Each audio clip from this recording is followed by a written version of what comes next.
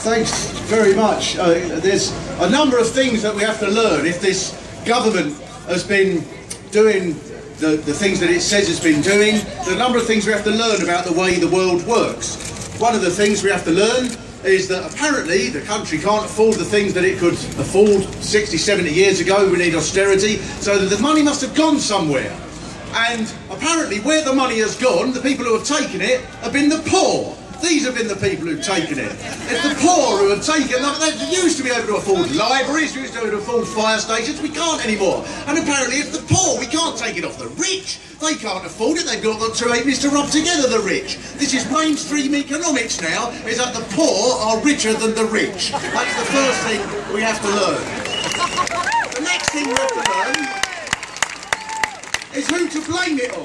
Who we have to blame it on are people like the immigrants. In the current climate, we can't afford to have the immigrants, because this is mainstream ideology now, is that, I'll tell you who immigrants are. Immigrants are these people, they flee from some village in Africa and then they walk across to Spain and they climb in a barrel and go in a float across to Spain and go across Europe on the back of a truck in a crate of pigs, and then they climb on top of a hovercraft and come over here, and then we're supposed to look after these people who aren't prepared to make an effort. That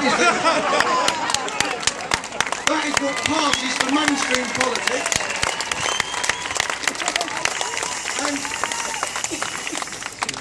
And then you get people, a government spokesperson I heard, who was talking about pensions, because we used to be able to afford these things. 60, 70 years ago, there was an idea that you would be looked after, not because things were free, but because we paid for things collectively. So you went to school or maybe university, and then you maybe was able to get a council house, and then you were looked after in your old age.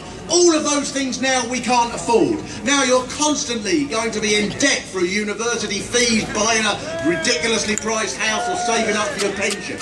All of those things we can't afford. And yet the idea, I heard a spokesman talking about it, saying we just have to be prepared to put more money aside during the years that we're working, as if most people have got all this extra money, as if at the end of every month people are thinking, I was wondering where to put that money.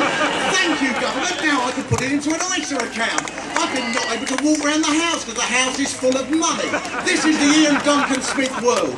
And the last thing, I've just seen very little time, the last thing that they teach you, and this is the most important thing that comes down from the top of society, if you want to change anything, you can't do it by being too extreme, you can't do it by demonstrating and wave placards, you can only do it by being moderate and winning over the middle ground, because the British people will not support a lost cause, even though over the last week many people have come together to support the lost cause of the England football team.